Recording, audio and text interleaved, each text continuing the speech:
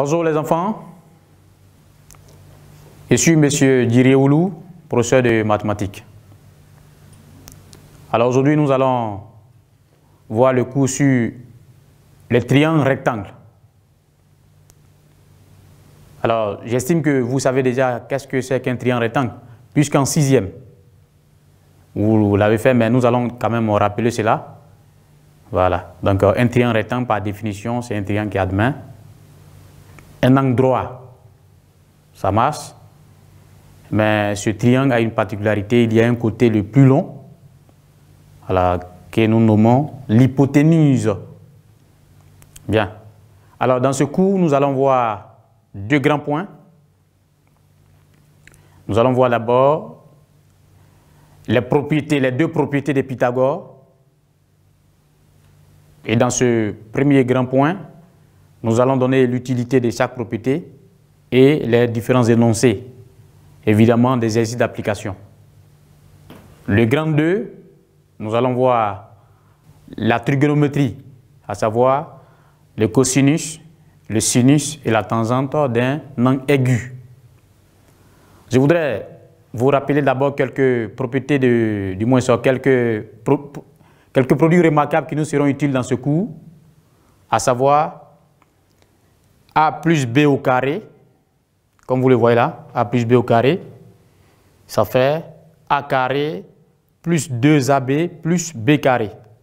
Alors quand on dit A carré, ça veut dire A multiplié par A.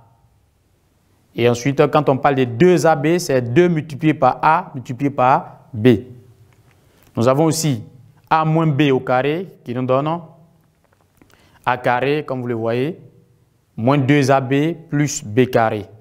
Et enfin, A moins B le tout au carré, du moins ça A moins B, facteur de A plus B, qui nous donne A carré moins B carré. Mais ce sont les... Alors, à quoi sert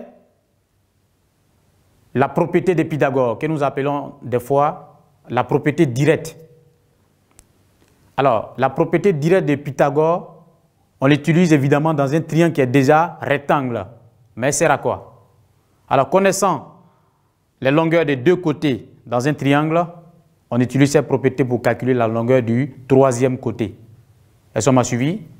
J'ai dit connaissant les longueurs des deux côtés dans un triangle rectangle, on utilise cette propriété, à savoir la propriété directe, pour calculer la longueur du troisième côté. Alors nous allons l'énoncer. Selon Pythagore, si BIC est un triangle rectangle en I, alors BC carré égale à IB carré plus IC carré. Alors, comme vous le remarquez sur notre figure ici, le triangle BIC est rectangle en I. Et l'hypoténuse, c'est le côté que vous voyez là. Le côté le plus long, c'est le côté BC. Ça marche? Le côté BC est l'hypoténuse. Alors, donc, nous allons donner deux exercices d'application. Alors, on va considérer toujours le triangle, on va garder le même nom, le triangle BIC qui est rectangle en I. Nous donnons IC égale à 3 cm, ok, IB égale à 4 cm. Et on vous demande de calculer la longueur du côté BC. Alors c'est parti, vous allez chercher pour 5 minutes et nous allons passer à la correction. Bien. Alors, comme vous le voyez là, le triangle BIC est rectangle en I. Donc, d'après la propriété de Pythagore, on a, oui, vous le voyez, BC carré égale, oui, à IB carré plus IC carré. Alors, nous allons remplacer, ok, IB par sa valeur et également IC par sa valeur. Et nous avons, évidemment, ok, BC carré qui est égal à 25. Ok, maintenant on se demande, la racine carrée de 25, ça vaut combien? Alors, je vais vous rappeler un peu quelques notions sur le cours, les racines carrées. Vous le savez vous-même, A et B sont des nombres réels positifs. Lorsqu'on vous dit racine carrée de A égale à B, cela signifie que B carré égale à A. Est-ce qu'on m'a suivi? Dire que racine carrée de A égale à B signifie que B carré égale à A. Alors, nous avons ici BC carré qui est égal à 25. Hein? Quel nombre au carré, quel nombre positif au carré donne 25? Et nous voyons là que, évidemment, c'est 5. Donc, nous allons dire BC égale à racine carrée de 25 qui est égal à 5. Voilà. Le cas 2. Dans le premier cas de figure, nous avons calculé la longueur de l'hypoténuse.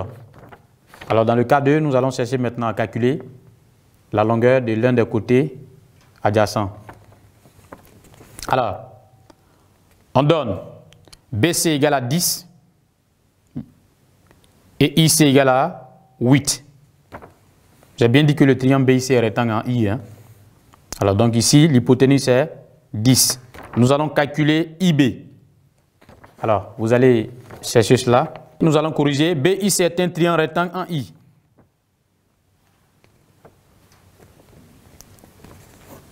Alors, nous allons voir là, hein, l'esquisse de la figure.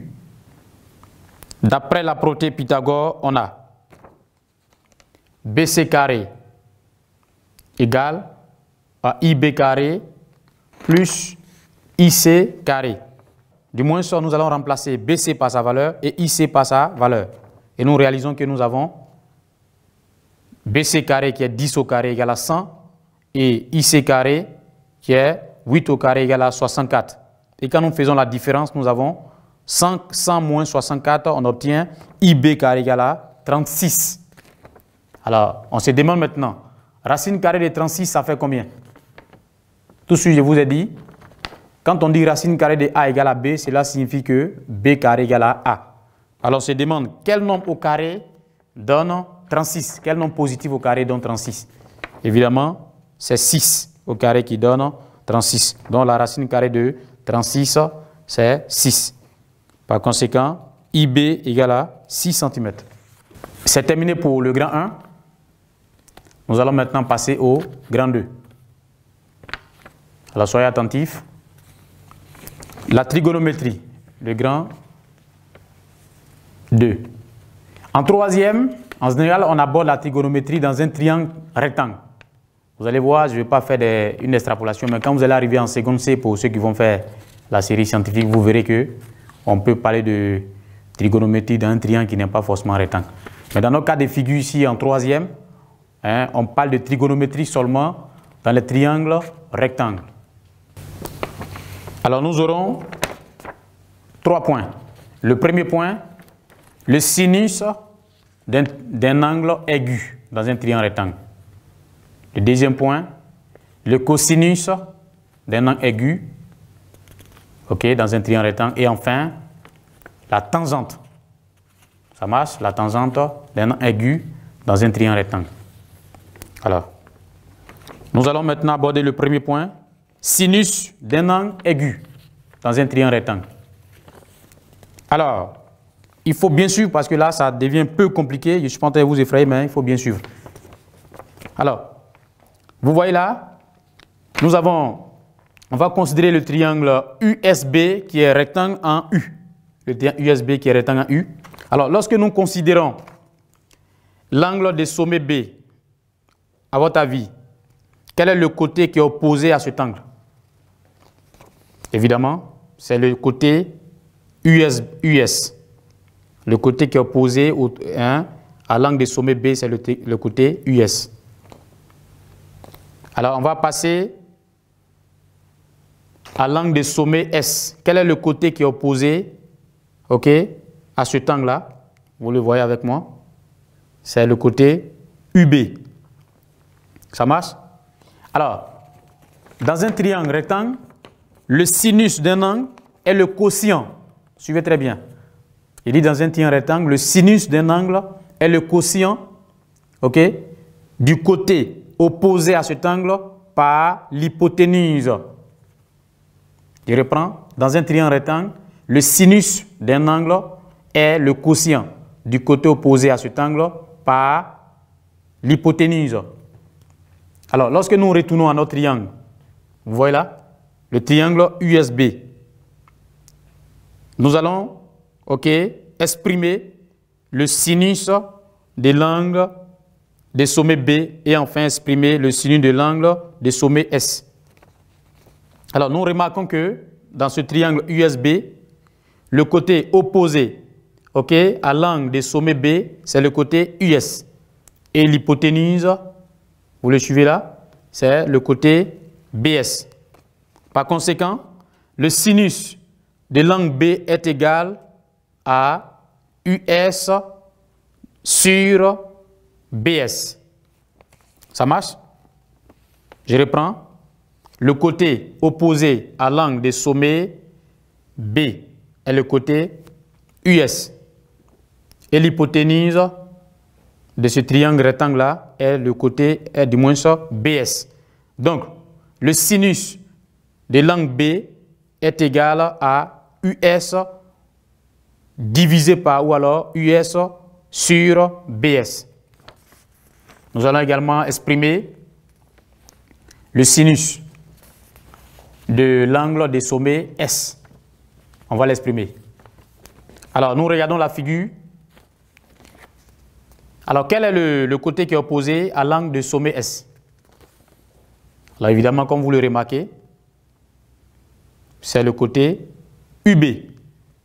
Par conséquent, le sinus de l'angle S est égal à UB sur BS. En rappel, lorsque je dis par exemple le quotient de A par B, alors c'est A divisé par B. Évidemment avec B non nul, hein, B est différent de 0. On peut diviser A par B lorsque le B est différent de 0. Donc quand je dis quotient de, par exemple, BC et de AC, ça veut dire BC, la longueur BC divisée par la longueur AC. C'est bon? D'accord. Donc, en exercice d'application, nous considérons le triangle, nous allons considérer le triangle BIC qui est rectangle en I. Alors, vous voyez les dimensions. On donne BC, qui est l'hypoténuse, égale à 10. OK, IC égale à 8, comme vous le voyez. Et OK, IB égale à 6. Alors, nous allons calculer le sinus de l'angle de sommet B d'abord. Le sinus de l'angle de sommet B. Alors, regardez bien la figure.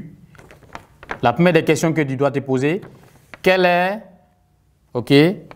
le côté opposé à l'angle de sommet B? On va regarder la figure ensemble. Voilà. Vous voyez le triangle?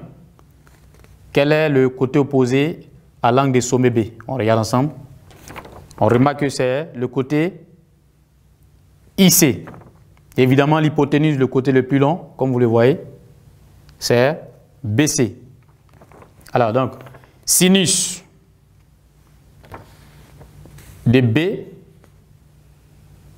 mais si vous voulez bien, sinus de l'angle des sommets B.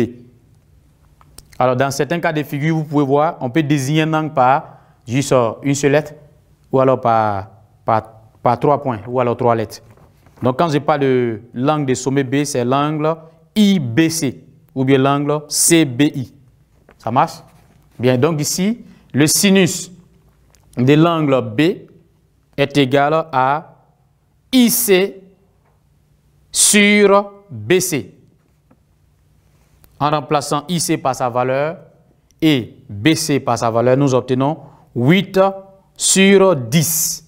Alors, avec votre calculatrice, vous obtenez 0,8. Alors, n'oubliez pas, les sinus n'ont pas d'unité. Hein? On ne trouve pas ça en centimètres ni en kilogrammes. Ni... Voilà, c'est juste 0,8 et c'est terminé. On va maintenant calculer le sinus de l'angle des sommets C. OK? La même question. Quel est le côté qui est opposé à l'angle des sommets C, à savoir l'angle BCI? On regarde la figure ensemble. L'angle BCI. Quel est le côté qui est opposé à cet angle-là? On suit. Je vais vous donner une technique pour repérer rapidement le côté opposé à l'angle. Quand on dit triangle, ça vient d'un mot latin triangulum. Vous voyez, tri en latin qui veut dire 3 et angulum qui veut dire angle. Donc quand on dit triangle, c'est une figure géométrique qui admet 3 angles. Ça marche? Voilà, donc vous voyez là, nous regardons notre triangle hein, BIC. Je vais calculer le sinus de l'angle des sommets C. Alors, lorsque je mets ma main sur le C, hein, je cache le C. Vous voyez quelle lettre et quelle lettre? Je cache le C. Évidemment, on voit I et B. Ça marche? Voilà, donc le côté opposé à l'angle des sommets C, c'est le côté IB. Donc, le sinus de l'angle C, c'est évidemment IB divisé par l'hypoténuse. Et là, c'est quoi? Le côté BC. Donc, sinus C égale à 6 divisé par 10. Et avec votre calculatrice, nous obtenons évidemment 0,6. Nous allons passer à la suite. Si c'est bon, on va passer à la suite. Je vais vous faire rire un peu. Il y a quelqu'un qui dit qu'en baoulé, cosinus c'est cosinus ici. Non mais pas... Ok, il n'y a pas de problème. Donc on va passer au point 2. Cosinus. Cosinus d'un angle aigu. Dans un triangle, toujours dans un triangle rectangle. Ça marche? Cosinus d'un angle aigu dans un triangle rectangle. Alors, on va retourner au tableau. On va toujours considérer le triangle BIC qui est rectangle en I. Cette fois-ci, on ne va pas parler de côté opposé, puisque vous connaissez déjà ce qu'on appelle côté opposé à un angle et également l'hypoténuse. Alors, lorsque nous considérons un angle, connaissant déjà le côté opposé à cet angle et l'hypoténuse, le côté qui reste, il a un nom, on appelle ça côté adjacent. Est-ce que vous me suivez? Donc je dis, connaissant déjà, hein, parce que quand on parlait de sinus, on a déjà parlé de côté opposé et de l'hypoténuse. Donc connaissant déjà le côté opposé à un angle et l'hypoténuse, c'est-à-dire le côté le plus long, le côté qui reste, on appelle ça le côté adjacent. C'est bon? Voilà. Donc par définition, le cosinus d'un angle aigu dans un triangle rectangle est égal au quotient du côté adjacent à cet angle par l'hypoténuse. Est-ce que c'est bon? Je reprends pour dire, dans un triangle rectangle, le cosinus d'un angle aigu est égal au quotient du côté adjacent à cet angle par l'hypoténuse.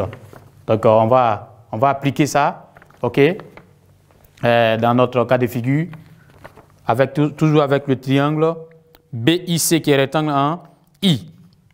Alors, vous suivez avec moi? Je vais considérer l'angle de sommet B. Ça marche? Nous connaissons déjà le côté opposé à cet angle-là. Également, nous connaissons l'hypoténuse. Alors, quel est donc le côté adjacent à cet angle-là? Évidemment, c'est le côté IB. Bon, là encore, je vais donner une autre méthode comme pour les sinus pour repérer rapidement le côté adjacent. Alors, lorsque vous considérez le sommet d'un angle, c'est le côté qui descend sur l'angle droit. Est-ce qu'on me suit? Alors, nous considérons ici le sommet B. Quel est le côté qui descend sur l'angle droit? Vous regardez là au tableau. Je considère le sommet B. Alors, à partir de B, essayons de descendre sur l'angle droit. Vous voyez la figure codée là. Sur l'angle droit, on descend. Ça marche? Nous avons B et I. Donc le côté adjacent, c'est BI. Hein? BI ou BIB, c'est la même chose. On va faire la même chose pour l'angle de sommet C. On va descendre sur l'angle droit. Vous voyez là? On a CI. Donc le côté adjacent pour l'angle de sommet C, c'est CI ou bien IC. Très bien. Alors, donc dans nos cas de figure ici, vous voyez bien, le cosinus de l'angle de sommet B est égal à IB divisé par BC. Et en remplaçant IB par sa valeur, comme vous le voyez là, en remplaçant IB par sa valeur et BC par sa valeur, on obtient 6 dixièmes. Et quand on divise, nous obtenons 0,6. C'est bon? Alors, je vais vous laisser chercher le cosinus de l'angle de sommet C. Vous allez chercher. Connaissant le côté adjacent à l'angle de sommet C, c'est-à-dire le côté IC, et connaissant l'hypoténuse, nous réalisons que le cosinus de C, c'est IC divisé par BC. Et on obtient 8 dixièmes, comme vous le voyez, à savoir 0,8. Mais qu'est-ce que vous remarquez déjà là? Regardez bien les valeurs que nous avons obtenues en faisant les cosinus et en faisant les sinus. Regardez bien les valeurs. Qu'est-ce que vous remarquez? On regarde là. Le cosinus. Est-ce qu'on voit? Cosinus de B. On a obtenu 0,6. Et pourtant, sinus de C était aussi égal à 0,6. Qu'est-ce que vous remarquez là? Hein? Cosinus de B, 0,6 et sinus de B, 0,6. Qu'est-ce que vous remarquez? On remarque que c'est la même valeur. Et à partir de là, avant de passer à la tangente, nous allons faire une remarque. On va faire une remarque. OK? Lorsque deux angles sont complémentaires, le sinus de l'un est égal au cosinus de l'autre. Je reprends pour dire, lorsque deux angles sont complémentaires, le sinus de l'un est égal au cosinus de l'autre. Il y a un mot nouveau ici, complémentaire. Voilà, en sixième, vous avez vu ça. On parle de deux angles complémentaires lorsque la somme des mesures donne 90 degrés. Ça marche? Voilà, donc deux angles complémentaires sont deux angles dont la somme des mesures est égale à 90 degrés. Ça marche? Bien, donc nous allons passer au point 3. Voilà, point 3. La tangente d'un angle aigu dans un triangle rectangle. Voilà, c'est ce que nous allons voir maintenant. OK. La tangente d'un angle aigu dans un triangle rectangle. Alors, vous savez déjà ce qu'on appelle un triangle, du moins le côté opposé à un angle et également le côté adjacent. Ça marche?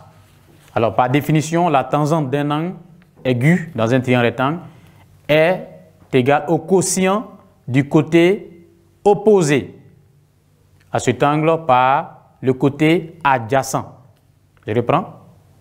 Dans un triangle rectangle, par définition, la tangente d'un angle aigu est égale au quotient du côté opposé à cet angle par le côté adjacent.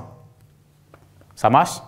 Alors, donc, nous allons appliquer ça maintenant à notre triangle BIC qui est rectangle en I. Alors, nous allons exprimer, vous allez exprimer avec moi, la tangente de l'angle B. On va exprimer la tangente de l'angle B. D'accord? Alors, j'ai envie de vous poser la question. Quel est le côté qui est opposé à l'angle B? Ça, c'est rapide, puisqu'on a déjà vu ça pour les premiers éléments.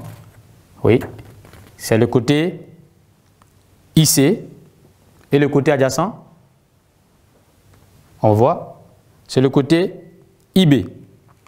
Alors, donc, la tangente de l'angle de sommet B est donc égale à IC divisé par IB, c'est-à-dire 8 divisé par 6. Voilà, donc avec votre machine, vous allez réduire la fraction. Si on simplifie par 2, on aura 4 tiers. Vous allez diviser, vous allez trouver une valeur approchée. Voilà, donc c'est un peu ça. Je vous laisse continuer avec la tangente de l'angle de sommet C. Vous allez continuer. Voilà. Alors, nous allons faire juste un résumé de ce que nous avons vu aujourd'hui. Après cette séance, qu'est-ce que vous devez retenir? Le grand 1, nous avons vu les propriétés de Pythagore. nous avons parlé de deux propriétés. La propriété directe de Pythagore, qui consiste à quoi? D'abord, elle est utilisée dans un triangle rectangle. Le triangle est d'abord rectangle et on utilise cette propriété pour calculer la longueur d'un côté dans un triangle, bien sûr, connaissant la longueur de chaque côté, hein, de chacun des deux autres côtés. Ça marche? Maintenant, la réciproque de la propriété de Pythagore, elle est utilisée pour démontrer qu'un triangle est rectangle. Donc, il ne faut pas mélanger les deux propriétés. La propriété directe, c'est pour calculer des longueurs dans un triangle rectangle. Maintenant, la réciproque, c'est pour démontrer qu'un triangle est rectangle. Ça marche? Et enfin, nous avons parlé de sinus, de cosinus et de tangentes.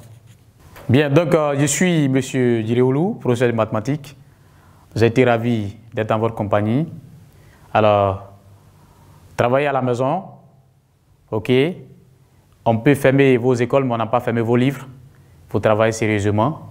Alors, quelqu'un pouvait dire BPC, le B, ça veut dire bosser, E, c'est essentiel, et P, c'est par, et puis C, enfin, c'est cœur.